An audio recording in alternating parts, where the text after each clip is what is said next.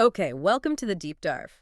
Today, we're really jumping into the whole world of Dutch political rhetoric. It's often dramatic, always complicated, and there is just so much happening right now. We want to help you sort of cut through all the noise. Yeah, exactly. To understand not just what people are saying, but, how they're saying it. And why it actually matters. Right, why it matters to you. It's about getting past those headlines. That's the mission today.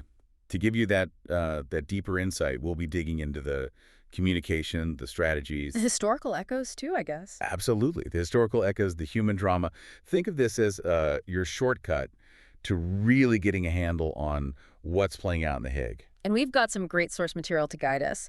We're using excerpts from the Jortcast, #79, which features Professor Henk de Veld. Yes, from Leiden University, leading scholar in Dutch political history. Exactly. And he's just written a book on orators, so perfect timing. This should be like a master class in, how power works through words. Yep. So let's dive straight into the current political scene. Because, wow, chaos feels like the right word for a lot of people right now. It certainly does. Things feel very unstable. We've just seen these NSC ministers and state secretaries leaving, right? And that came after another party exit earlier. It's really shaken the cabinet. Big ripples. And the language in the debates, it's become incredibly strong. You hear someone like Stefan van Baarden from DENK saying the cabinet has political blood on its hands. Yeah, and that ministers must be prosecuted. That's intense. It is. It feels like, I don't know, a rare soap opera, as some put it. And honestly, talking to people, you get the sense that, well, nothing surprises them anymore with this cabinet. Well, the tension in the debates, that was visible, right? You could feel it. High stakes. Rare. But the actual outcome, ministers really stepping down, that seemed to catch many by surprise. Really? Even with all the buildup? I think so, yeah. And it's not just drama for drama's sake. This has real practical consequences that, go way beyond the headlines. Like what, specifically? Well, think about the numbers. The parties left, VVD and BBB, they might actually struggle to find enough, qualified people to fill all those empty posts, which could lead to this thing people are calling a leveling down of the ministerial office. Leveling down. What does that really mean for, governing the country?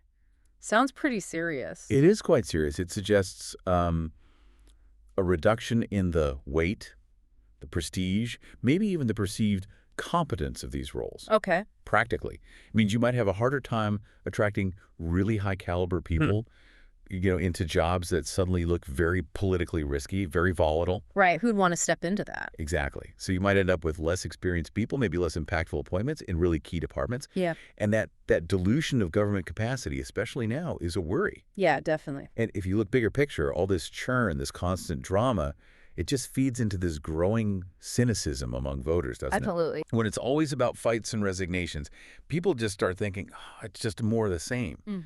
And that really damages trust. Which raises that accountability question, doesn't it? Yeah. Is all this upheaval just irresponsible? I mean, the country needs governing. People have even started talking maybe a bit cheekily about the Netherlands becoming the new Belgium, going ages without a proper government. It's a valid concern. You see that kind of maneuvering and, you worry. But look, the Belgian experience gives some perspective. Okay. While you absolutely want a fully working cabinet, the whole country doesn't just grind to a halt immediately. In Belgium, a lot of the day-to-day stuff kept running. The civil service just carries on. Pretty much, yeah. Essential services continue. But, and this is key, everyone hopes a proper governing cabinet forms quickly.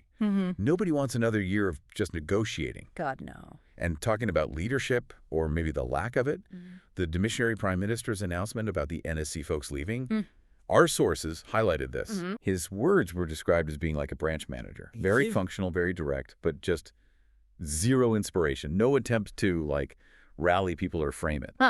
Just transactional. Exactly. Just reporting the facts. Right. Which, at a moment needing strong leadership, it just landed quite fine. Signaled a kind of detachment. Interesting. Okay, so let's pivot from that immediate drama and maybe look at some individual styles, because this is where it gets, I think, really interesting. Yeah, the rhetoric itself. One name popping up is Hariya Bontebal of the CDA. He's kind of seen as the new kid on the block, even though he's led the party before, and he seems to be in a bit of a flow right now. He does. And what's interesting about Bontebal's appeal, I think, is his very deliberate effort to bring back some reasonableness to the debate. Reasonableness. How so? He really pushes dialogue, Right. tries to find common ground rather than what he calls vilification. Yeah. He's not afraid of taking stances, but the way he talks aims to be, constructive. Mm-hmm. And there's a definite moral tone. Yeah. But this is crucial. It's not preachy. It's subtle. And that seems to connect with people who are just tired of the shouting, looking for someone, I suppose, trustworthy, grounded, principled. He often talks about long-term values, not just quick wins. Okay, so you paint him as this voice of reason, but then some people look at his voting records, specific motions, and say it's not always that clear-cut. Maybe that's just the CDA's centrist history. That's a very sharp point. It does touch on that traditional CDA balancing act. Yeah. And when Bonnabal uses that phrase, no experiments, it plugs right into that tradition of, let's call it, cautious conservatism, a bit like German Christian democracy. Ah, okay. Stability over disruption. Exactly. It signals valuing stability, proven methods over big, risky changes. Now, that might seem less flashy, maybe even a bit hard to pin down sometimes. Yeah, less spectacular. But the argument is that's actually the outset for reasonable governance, especially after elections that felt maybe more about personal hobbies than solid leadership. Right. I see the contrast. And, historically, you can sort of compare Bondabal's style, his background, to someone like Willem Antjes. Antjes from the ARP right before the CDA formed. That's the one. Known as a more left-wing force within that Christian democratic world. Strong Protestant background. Yeah. And his tone was often much more direct, almost like a preacher. Like his 1975 speech, "The world yearns for Christian politics." Powerful stuff. Very powerful. And that direct dominie style that's a Dutch Protestant pastor, it worked for his audience then, which was much more actively church-going. Bontebal, though, he's kind of evolved that. He weaves in a moral undertone into his calls for reason and dialogue, but it's aimed at a broader audience, maybe less overtly religious. So tapping into ethics, but maybe more secular ethics. Something like that, yeah. Appealing to shared values in a way that doesn't require that specific religious framework. It's more subtle. That Antjes comparison really puts his strategy into perspective. So how does he bridge that gap, connecting with today's maybe less religious voters? What's the key difference? It's really about the packaging, I think. Antjes could speak with almost a spiritual authority because his audience largely shared that background. Right, a common language. Exactly. Yeah. Bontebal operates in a much more fragmented secular society, so he frames his moral points in terms of like practical reasonableness, long-term stability, the common good. Okay. He'll talk about listening, about understanding other views as almost a moral duty rather than laying down one single moral law. So the morality is in the process almost. In a way, yes. Yeah. It's implicit in his call for civility, for unity. That resonates much more widely today than maybe explicit religious doctrine would. It's less about, divine commands and more about basic human decency in how we do politics. That's a really clear distinction. Yeah. Okay, let's shift gears from subtle moral tones to something way more direct, confrontational even, the art of disruption. Yeah. When you think about who really commands the microphone, who's the strongest in that sense in Dutch politics now, who jumps out? I mean, we could mention Rob Jetten, D66. He's often businesslike, reasonable, but maybe sometimes too reasonable. That can be a disadvantage in a fight, right? Yeah. He doesn't always cut through in the same way. Yeah. But if you're asking who is the most striking, the most impactful at that microphone, it's got to be Geert Wilders, hasn't it? PVV. Right, Wilders. And what's fascinating is his go-to rhetorical trick. It's consistent. He plays on ethos, the speaker's authority, their credibility. How does he do that? Often through really direct personal attacks. Yeah. Designed to just, diminish his opponents and make himself look stronger, more authentic by comparison. Like calling Pechtold a miserable man. Exactly. Or telling Timmermans, you can wait until you weigh as much as us. It's calculated to shock, to simplify. Creates that stark us versus them. Yeah. And look, sometimes he's clever with it. Like Kogbon for Sigrid Kag, that pun linking her to the airport runway, implying her ambitions were maybe, outsized. Yeah, it was biting. It was. But you also have to call out the times it slips into just flat sexism, using words like witch for female politicians. It's a strategy, yes, designed to provoke his base, but often at the cost of basic civility. What about Joost Eerdmans, JA21?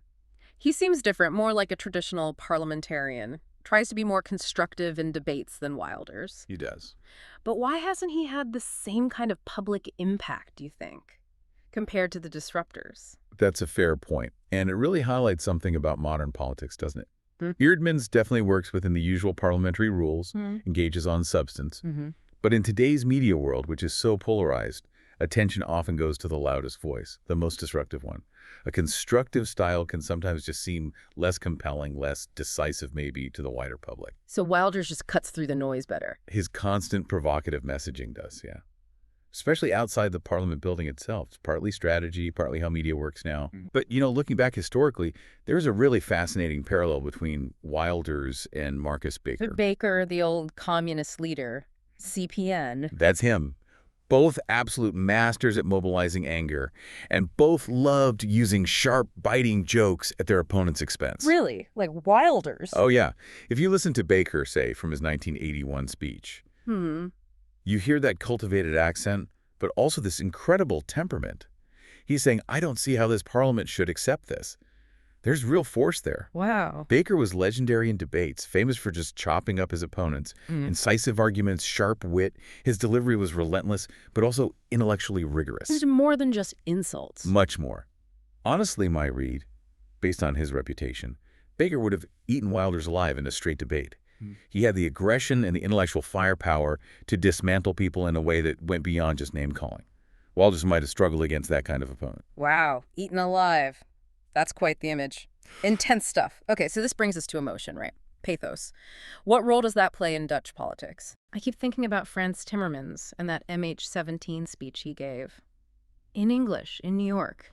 Hugely powerful internationally. People were really moved. Absolutely. Very well received. But our sources say if you translated that directly into Dutch, it would just sound, well, unbearably pathetic to a Dutch audience. Is that right? It raises that question, doesn't it? Does pathos just not land here? My take is pathos isn't missing in Dutch politics. It just takes a very different form. Yeah. Much less overt. Less theatrical. Exactly. Yeah. We tend to kind of shy away from that big, grand emotional display you might see elsewhere, like in the U.S. or France.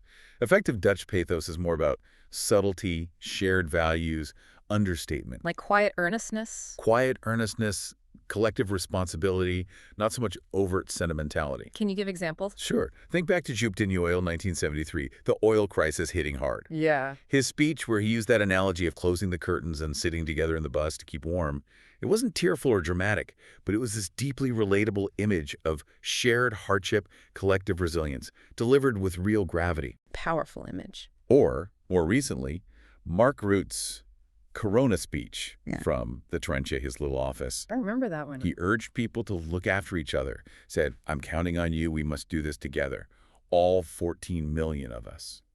It wasn't soaring rhetoric. It was direct, almost like a parent appealing to community, mutual duty. Right, appealing to shared values again. Practical empathy, maybe. Exactly that, not emotional manipulation. It's interesting you mentioned Rutte, because in that speech, he did seem to get much closer to the public than, say, a French president might, speaking formally from the Élysée. Oh, absolutely. There's an unadorned quality there. Yeah. And if you trace it back historically, there's actually this trend from someone like Abraham Kuyper early on through Den Uyl to Rutte. The distance between the prime minister and the public in their communication has consistently shrunk. Interesting. Rutte's speeches from the Trenche during COVID, they weren't rhetorical in the classic sense at all. They were delivered in this somewhat awkward, almost innocent style. He'd sometimes stumble a bit. Yeah. Not super polished? Not at all. But it was precisely that lack of polish, that feeling of authenticity, maybe vulnerability, shared experience. That's what resonated so strongly during the crisis. It felt real, not performed. And in the Dutch context, that authenticity was its power. That makes perfect sense. So if that's the modern style, where would you place the historical height of eloquence in Dutch politics? When did words really hit their peak power? Well, it's fascinating, but the Second World War really stands out. That period saw incredibly powerful, inspiring rhetoric. Because the stakes were so high. Exactly. National survival was on the line. Leaders had to offer hope, resilience, unity. Think of Queen Wilhelmina broadcasting from London on Radio Orange, rallying the nation. Her words carried immense symbolic weight. Right. And then there's the legendary Cleveringa speech at Leiden University in 1940.